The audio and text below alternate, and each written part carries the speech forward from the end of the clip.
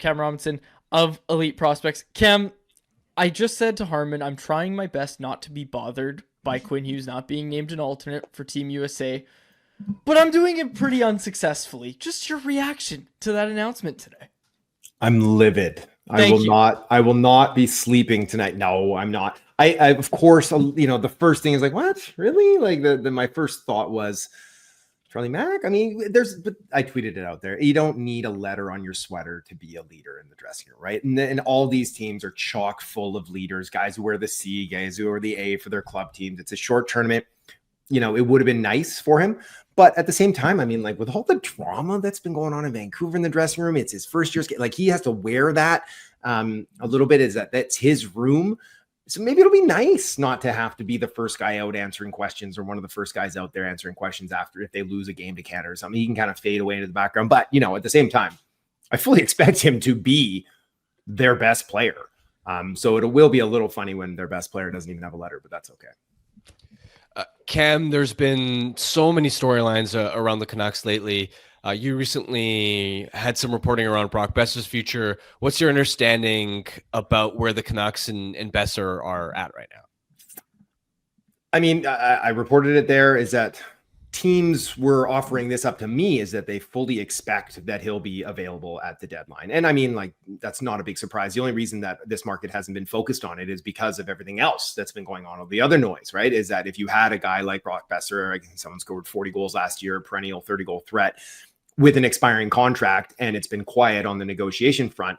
Patrick Allvin saying we're still assessing. Some players played 500 games in a Canucks uniform. Like, what are you assessing? Like, you're not assessing the player anymore. You're assessing where the team is at. And I think everybody, it's plain as day where the team is at, and they're not a Stanley Cup contender at this time. So one of two things is going to happen. I think the most likely thing is that they kind of do what they're doing, where they win a couple, lose a couple, whatever. They put them up on the market and they deal them at the deadline. Or they get hot, things start to go the right direction for them, and they decide to use him as their own rental, a free rental, go for their playoff run, and then he goes to free agency, and teams are kind of lining up to offer him a 7-year deal. Because I think there are a good number of teams that would be happy to give him a 7 or an 8-year deal if they traded for him. And it doesn't appear that the Canucks are one of those teams. I think that they would be more comfortable, not coming out of the Canucks or anything like that. But I had someone tell me that it seems that they are more comfortable offering him serious money on short term. So a 3 or a 4-year deal at that $8 million price tag or whatever, starting with an 8. But for Brock, that doesn't make sense for him, right? Like, this is his last chance to pay a big time contract and really get his bag. I do. I think his time in Vancouver is short, and it's sad for me because I'm a big fan of Brock Boeser, but he's my son's favorite player, and so and he's going to be heartbroken when he does leave. Do you agree with the Canucks' potential approach there if they go down the path of not extending Boeser and instead flipping him at the deadline, as opposed to re-signing him, considering the success he's had here, being clutch playoff performer? It's a tough balancing act because on the one hand he's been such a good goal scorer for them, and they need that type of player moving forward. But you also look at the type of contract he's likely to command. You're talking about cap hit that starts with an 8 on a 7-year deal. Do you agree with the organization's potential line of thinking here to trade him instead of extending him? I see both sides of it. I do. I understand that he's not necessarily like a play driver, right? He's not Jake Gensel. So as someone who's scored 40 and consistently looks like he's going to score 40 and he's going to get that huge, $8-9 million price tag on a long-term deal. But at the same time, the cap is rising. We know it's going to go up next year. The forecast is that it's going to continue to go up. So you're going to have some more money to work with. Yes, Quinn's coming up in a little bit, Demko, but they have a lot of their pieces locked in right now that I probably would be more active in trying to find a solution to keep him around. Because you pay for goals, right? Like, it's very difficult to score goals in this league. And he is someone who consistently can score goals, even if the foot speed's a question mark and the health, his history with his health issues have been there too. I would probably be trying to get creative in ways to keep him, whether it's a 6-year deal at $8 million or a 7-year deal that's maybe 7.25 or something. I'd be trying lots of different ways to see. And then if it's like, no, I want an 8-year deal at $65 million and the team just can't bite on that, then okay, then you move him, because you can't let him walk for free. I don't think this team is good enough to win a Stanley Cup. And in that sense, you can't let an asset like him go, because you could recoup a first-round pick and like a very real prospect, a center or a D prospect that this organization needs, I think that teams would be lining up to move assets like that, even if it's a 2026 first, which I think a lot of teams are asking for. And a lot of teams are trying not to give away right now just because of how weak the depth is in this 2025 class. Yeah, and I mean, the thing we've been saying for a while now, Cam, especially once we see the Mikko Rantanen trade, is trading Brock Boeser doesn't mean you're tanking or you're saying we're going to rebuild. Like, that's not what the Colorado Avalanche are doing, but they parted ways with a pending UFA that they didn't think they were going to be able to sign. So, yeah, I like your logic. I have been saying it for a while now. I think that's probably the road that they'll go down. Quickly on Quinn Hughes here. He's been so good this year. I did an anonymous poll for Hart Trophy voting, and like actual Hart Trophy voters, asked them to cast their ballot, and overwhelmingly Lee Draisaitl walked away with the first place vote. And I was one of them. Like, I voted Leon. I'll admit it. What does Quinn Hughes have to do to actually come away with the award? I'm not talking about being a finalist, because I think that's fair. Like, he probably will end up as a finalist for the award. What does he have to do to really get past Leon Draisaitl here? Let me just say this, okay? Draisaitl's on pace for what? 55 goals, 125 points. Awesome, right? Not something new, not something we haven't seen in recent years, okay? He also gets to play with Connor McDavid. There are extenuating circumstances that help him, and he has been excellent this year. I won't take anything away from that. But you know how many guys on the blue line have scored 25 goals and 100 points in a season? Ever? Five. Wow. Five guys.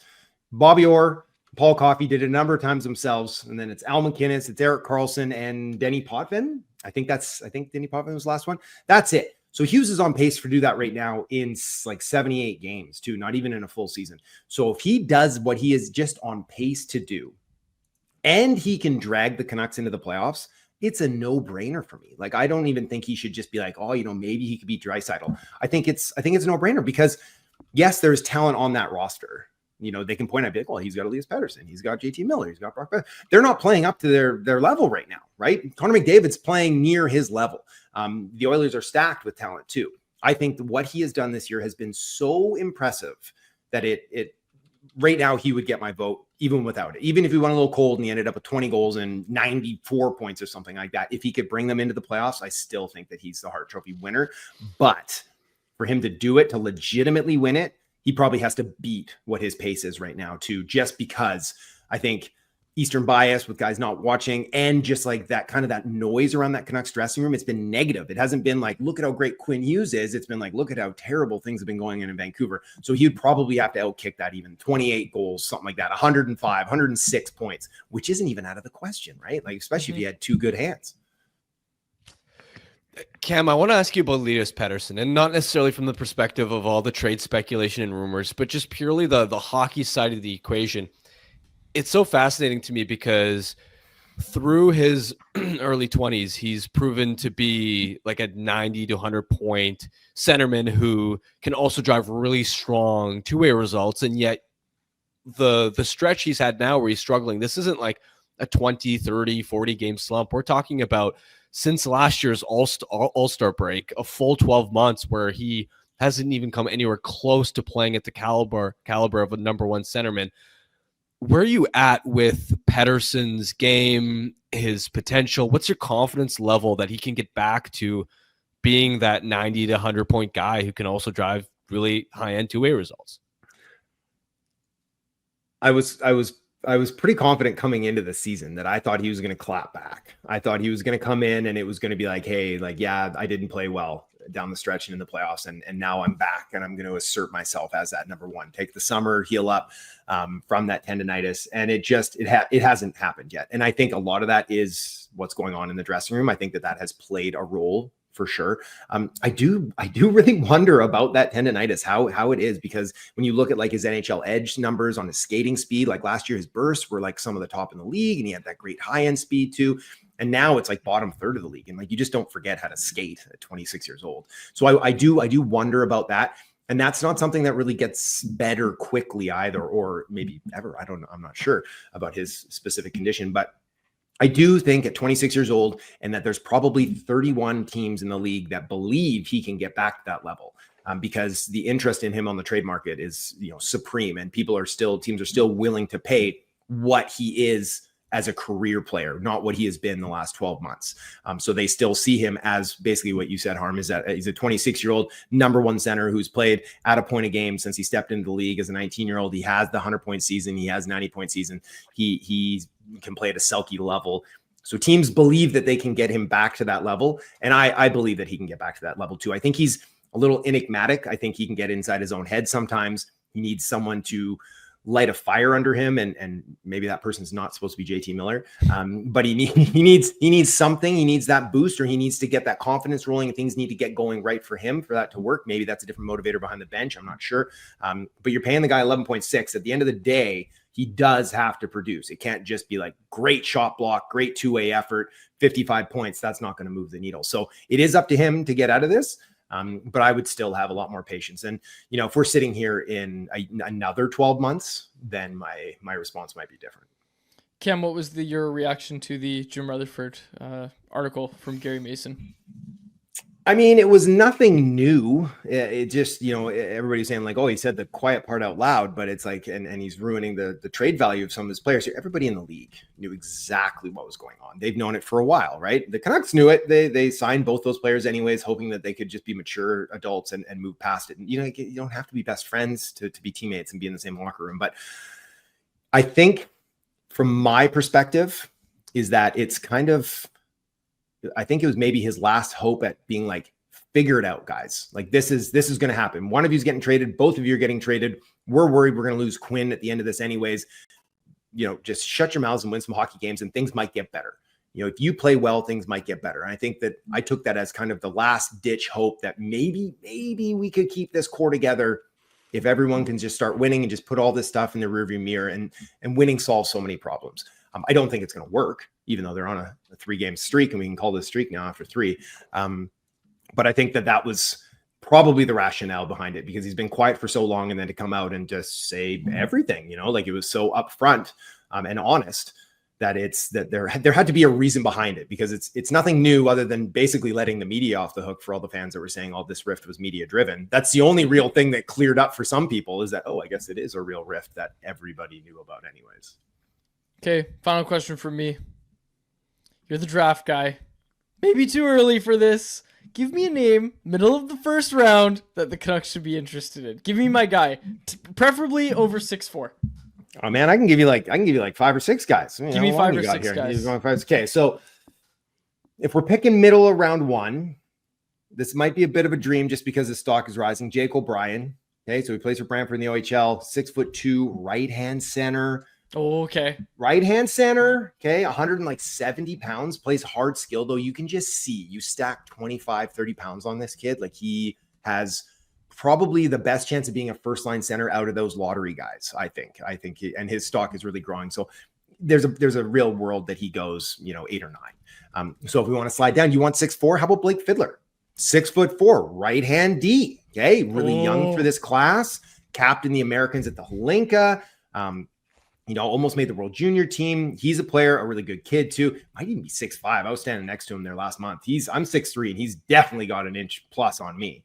Kayshawn Aitchison, 6'1", 200 pounds. I said the other day, I was like, you guys looking for the next Kevin Bieksa? Because he's sitting right here. Like, he is mean. He hits hard. He never loses a fight. And he's always got this big shit-eating grin on his face too after he does it too. He loves mixing it up. He's always in on it. He had a big open ice hit, immediately dropped the gloves, won the fight, flex into the crowd, the away team crowd. He is so much fun.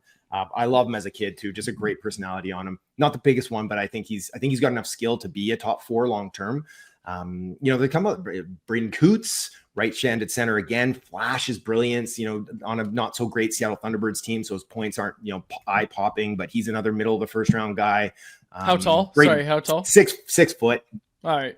Same with like a kid like Brady Martin. He's a farm boy, so he's got that farm boy strength, really, really strong, but he's only 6 foot, but hard skill. So I'm looking at centers and D for this team, and there's gonna be options there. None of them are obvious top 6, top 4 guys, but they all have the potential to be there. But yeah, Jake O'Brien would probably be like best case for the Canucks if they're picking mid first. Okay. I'm going to be honest. Blake Fiddler might be my guy, just based on the description. People in the chat knew I was going to love that kid. But Jake O'Brien too. I'm writing both of those down. Appreciate it. Cam, thanks so much for taking the time today. No problem. I'll sell one more. Radim Murtka is 6'6". So if you really like size, okay, he's playing for Seattle too. 6'6". He's a big boy. You can't And teach size. he might go early though. He might go earlier. Yeah. Okay. You can't teach size. I say That's it all right. the time. Can't teach size. I've tried. Okay. Thanks, Cam. Appreciate it. Take care. All right, boys. Talk to There you he soon. is. Cam Robinson.